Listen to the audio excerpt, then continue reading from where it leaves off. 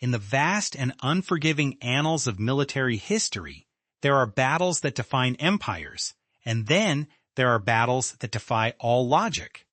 Usually, when we talk about war, we envision two nations clashing over borders, ideology, or resources. But in 1932, the Australian government declared a conflict that would leave historians laughing and generals blushing for decades to come. They didn't face a foreign invader or a rebel insurgency.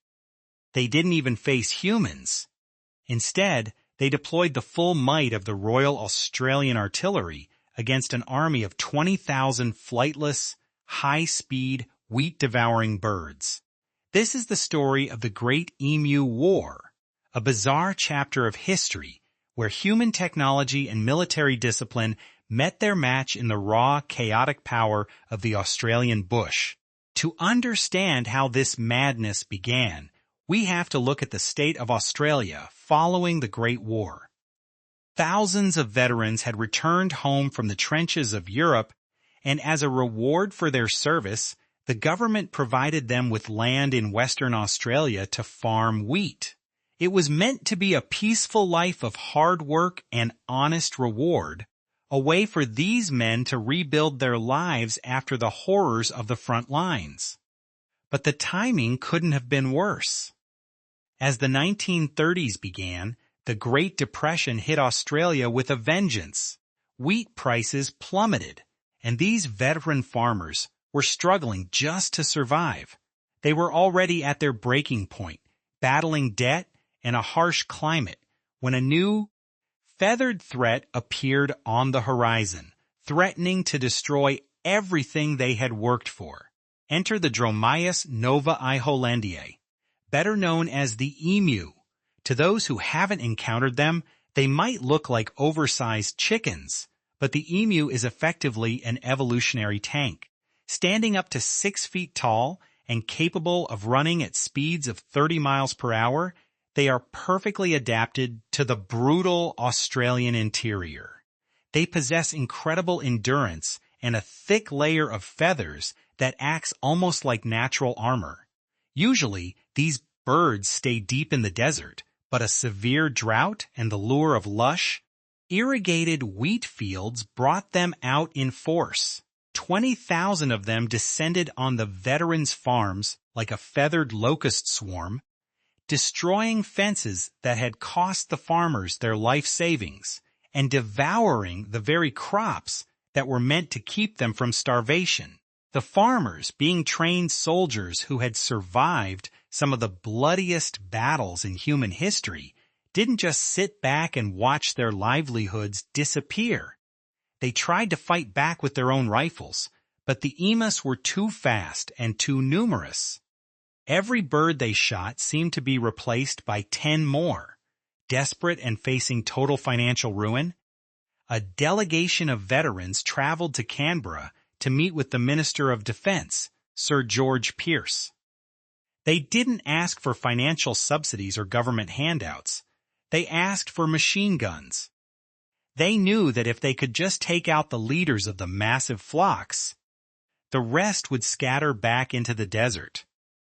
In an incredible display of government overreach, and perhaps a touch of boredom, seen it as a chance for target practice and a way to show the public that the government was taking decisive action. The operation was given to Major GPW Meredith of the 7th Heavy Battery of the Royal Australian Artillery. He was given command of 2 soldiers, 2 Lewis machine guns, and a staggering 10,000 rounds of ammunition. The major was supremely confident. He famously remarked that if we had a military division with the bullet-carrying capacity of these birds, it would face any army in the world. He expected a quick, decisive victory that would be over in a matter of days.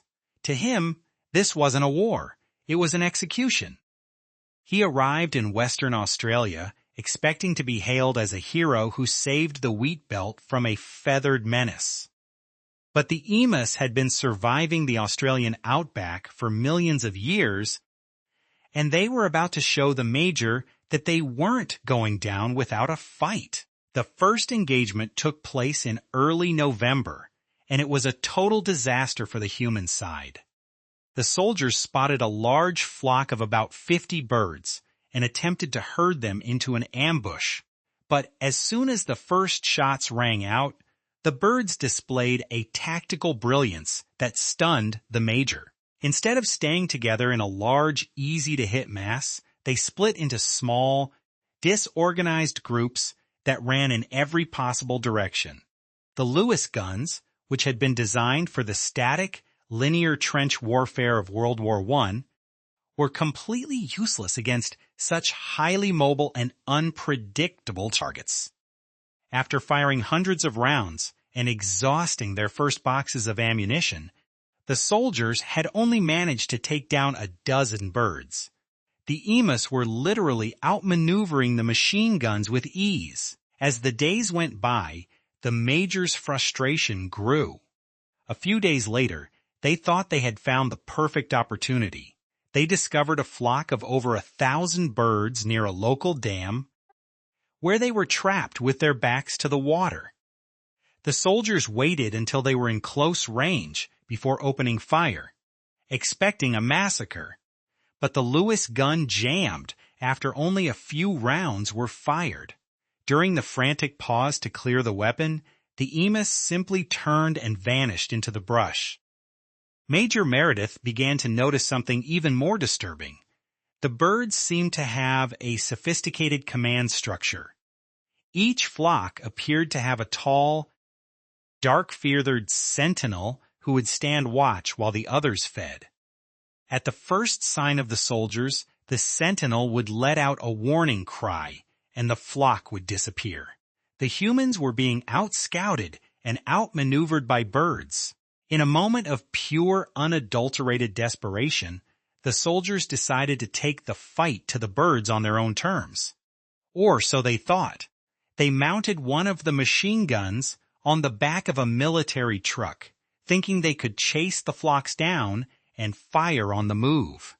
It was a scene that belonged in a silent comedy rather than a military operation.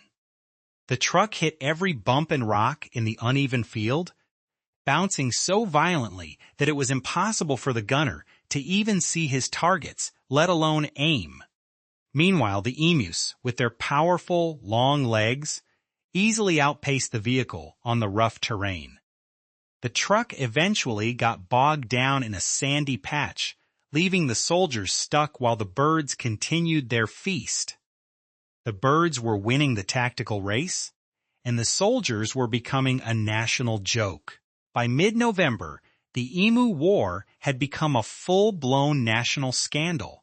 The Australian media was relentless, with headlines mocking the military's inability to defeat a handful of flightless birds. In the House of Representatives, politicians debated the cost of the operation and the sheer embarrassment it brought to the nation's international standing. One member of Parliament even jokingly asked if the government was going to issue medals to the emus for their successful defense of their territory.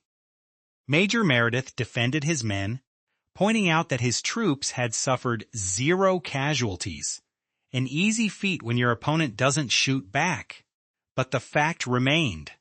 Thousands of rounds had been fired, and the emu population was largely untouched.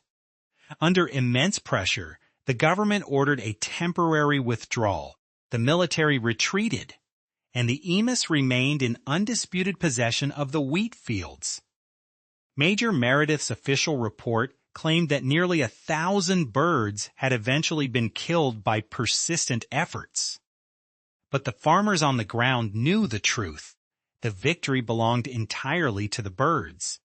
The Great Emu War remains a unique and hilarious moment in history, a rare instance where human hubris and superior technology were soundly defeated by the simple, adaptive resilience of nature.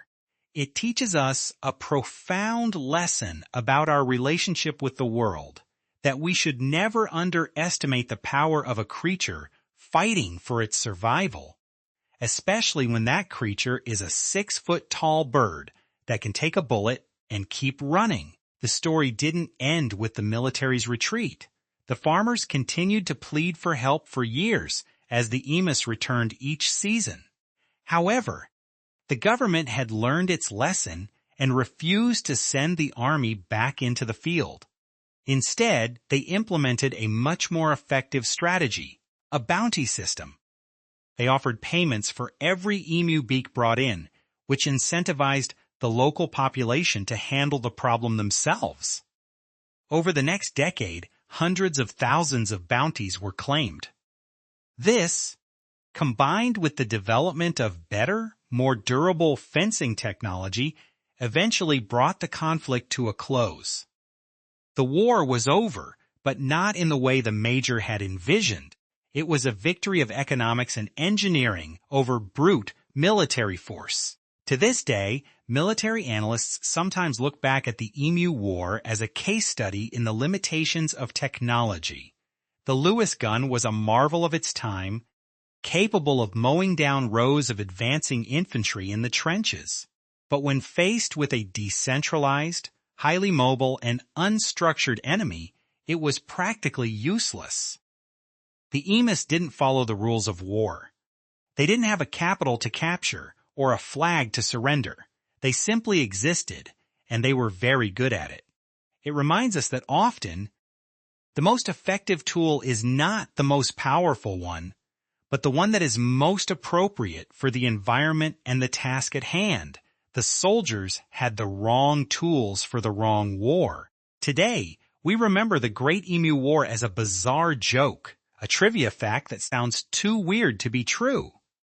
But it's also a story about the intersection of human desperation and the indomitable spirit of the wild. It reminds us that no matter how much we try to control and dominate our environment, nature always finds a way to remind us who is truly in charge of the planet. The emus were just being emus, and in doing so, they humble us with their simple brilliance. So, the next time you see an emu in a zoo or in the wild, remember, you're looking at a veteran of the only war in history where the birds won. They didn't need a general. They just needed a reason to run. For Australia, the Emu War remains a point of self-deprecating pride, a story they tell to show that even their government can make mistakes that are epic in their absurdity. It has inspired books, plays, and countless internet memes. It's a part of the national identity now, a symbol of the fair go and the unpredictable nature of life in the outback. We learn from the past not just to avoid mistakes, but to appreciate the sheer variety of human experience, even the parts that involve machine-gunning birds. It's a reminder to keep a sense of humor, especially when things go spectacularly wrong. Thank you for joining us as we delved into this strange and fascinating corner of history.